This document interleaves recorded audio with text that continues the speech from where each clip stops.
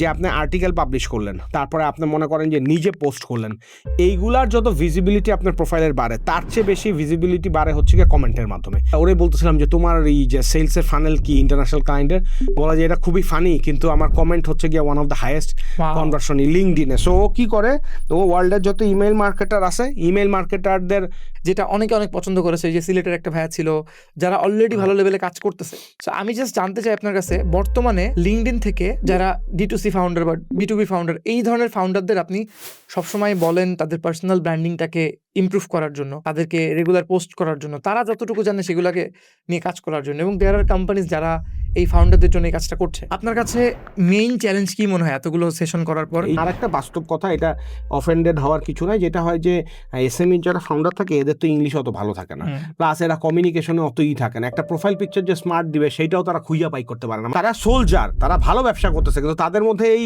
মানে এই ফায়ারটা নাই, বা এইটা নাই যে তারা একটু মানে ফিটফাট হবে বা একটু ই করবে বা কনফিডেন্স আলা জিনিসপত্র দিবে। এইটার জন্য অনেকে ঝিমায় পড়ে। তো ভালো ভালো কন্টেন্ট আপনি স্ক্রল করে দেখবেন, সবগুলা ধুমায় আপনার প্রোফাইলে কি করতে থাকেন, শেয়ার করতে থাকেন।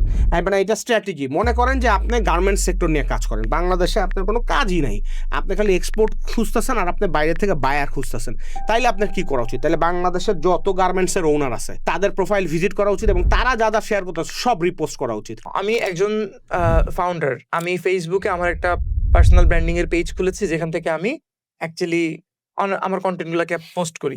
আমার দরকার ছিল মাইলেজ, আমি কম সময়ে বেশি লোকের সামনে যেতে চাচ্ছিলাম। সো আমি তার জন্য যেটা করেছি, আমি ফেসবুকে বুস্ট করলাম লাইকের জন্য বা ভিডিও ভিউর জন্য করলাম।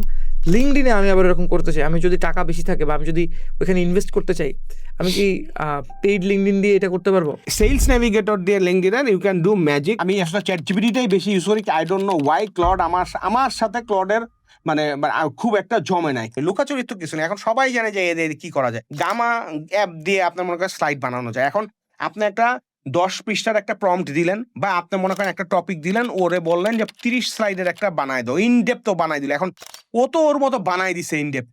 এখন ওইটা যদি আপনি 6 স্লাইডে একটা অডিয়েন্সে বুঝাই তো ওইটা কেমনে করবেন? তো ওইটা আপনি নিজের ভাষা প্লাস ওইটা যদি ফিট করে দেন, তাইলে আপনি ওইখান থেকে ইনফোগ্রাফিক গুলা জেনারেট হলে আরো অনেক কি হইতে পারে, স্মার্ট হইতে পারে।